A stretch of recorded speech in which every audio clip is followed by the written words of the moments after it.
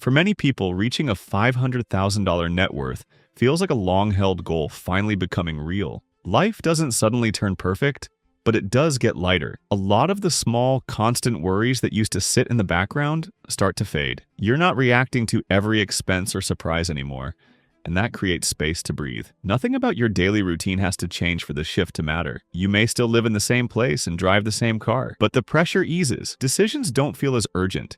You're no longer just trying to get through the month. You can start thinking a little further ahead, and that changes how life feels day to day. It's not about luxury or showing success. It's about stability. It's about waking up without the same knot in your stomach and realizing that one setback won't undo everything. For the first time, life feels less like survival and more like something you can actually move through at your own pace. Hi, and welcome to Practical Wisdom. Here, we're all about making life a little easier and a lot more interesting. I share educational stories and tips to help you thrive, not just survive. If that sounds like your kind of vibe, join the community by liking and subscribing. Most people don't realize this, but having $500,000 isn't about buying nicer things or upgrading your lifestyle. It's about no longer needing things to go right just to stay afloat. It's the first point where money stops feeling like something that can easily slip out of your hands. At that level, emergencies stop being emotional. A medical bill is still annoying, but it doesn't send you into panic mode. Losing a job feels stressful, but it no longer feels like standing at the edge of a cliff with nowhere to land. A bad month doesn't feel like personal failure anymore. It feels like a setback you can handle. What changes is that you finally have room for things to go wrong. Your finances can absorb problems instead of magnifying them. You don't have to scramble, borrow, or put everything on a credit card just to survive one unexpected expense. That alone removes a constant stress at the back of their mind that many people live with for years without realizing it. $500,000 doesn't make you free. You still work, you still plan, you still care about money, but it makes you durable.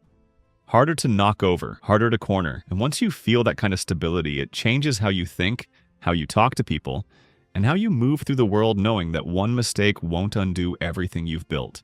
You stop needing money immediately. Before hitting a $500,000 net worth, every paycheck feels important. You count the days until it hits your account. A bonus feels like relief, not a reward.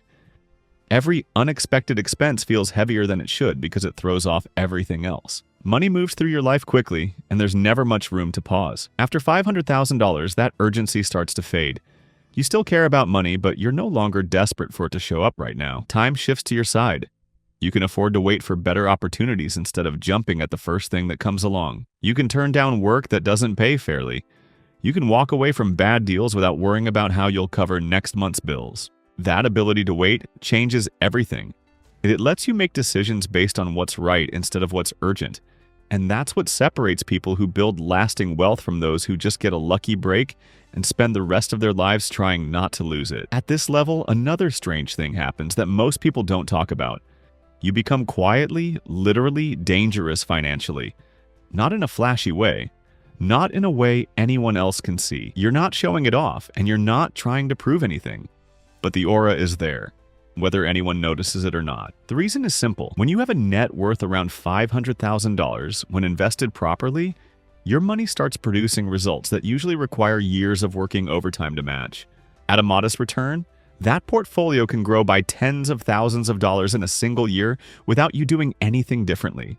No overtime, no side hustle, no burnout. The money just shows up on its own. That growth acts like a second income, except it doesn't depend on your health, your energy, or your schedule. It keeps working if you're tired. It keeps working if you're sick. It keeps working if you take time off. And that's when things start to feel unsettling in a good way. You realize that your financial progress is no longer tied directly to how hard you're pushing yourself. This is the moment when the relationship flips. You're not just building wealth anymore. You've already done most of that work. Now the wealth is reinforcing you. It's giving you breathing room. It's giving you leverage. And once you understand that, you move differently. Not louder, not faster, just steadier, knowing that something solid is finally working in the background on your behalf. But here's the dangerous part nobody talks about.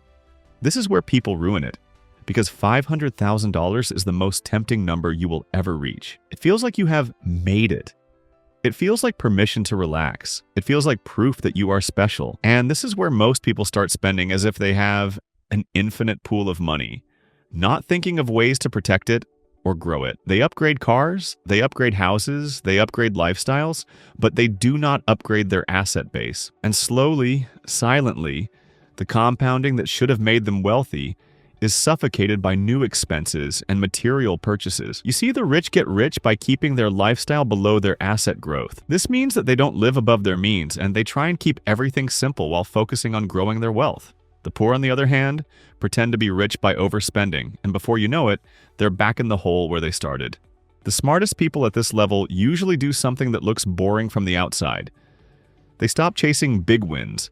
They stop taking chances that could set them back years, and they stop trying to turn every dollar into more dollars as fast as possible. Instead, they focus on keeping what they've already built. They lean towards steady, diversified investments that produce reliable cash flow and don't depend on perfect timing. Nothing flashy, nothing exciting. Just systems that work reliably in the background year after year. The reason is simple, and it's a hard truth to accept. Once you reach around a $500,000 net worth, losing money hurts far more than gaining the same amount. A big drop doesn't just sting emotionally, it costs time, and it can erase years of progress that took discipline and sacrifice to build in the first place. At this stage, the goal isn't to double your money quickly, it's to stay in the game long enough for compounding to do what it's supposed to do. Growth still matters, but survival matters more. Protecting your progress becomes more important than chasing the upside. This is when the mindset shifts completely. Wealth stops being about speed and starts being about durability. Time becomes the real asset, and the smartest move is making sure nothing takes you out of the race before it has time to work. And this is where the biggest change happens. Your identity starts to shift, not overnight and not in a way anyone else can see, but in how you think about yourself and your place in the world. You stop seeing yourself only as someone who works for money.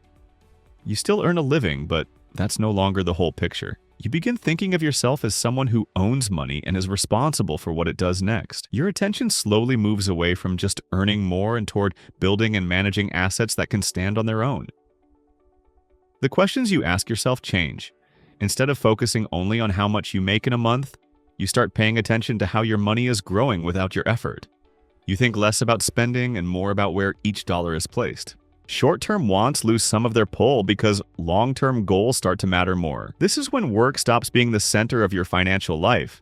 It's still there, but it's no longer the only thing holding everything together. You're no longer just participating in the economy by trading your time for money. You're participating by owning pieces of it. And once that mindset change happens, it's hard to go back to seeing money the old way again. $500,000 isn't freedom.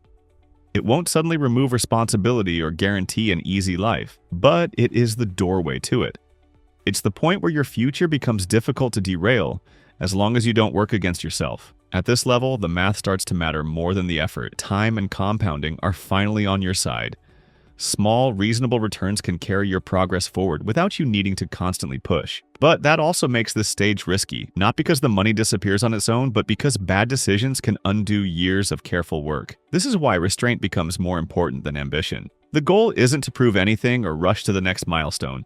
It's to protect what you've built so it has time to grow. Spending it like a reward feels tempting, but treating it like a seed is what actually changes your life. The people who eventually turn $500,000 into several million aren't necessarily smarter or more talented. They're simply the ones who stayed patient, avoided unnecessary risks, and didn't interfere with compounding while it was doing its job. And there you have it. Thank you so much for watching.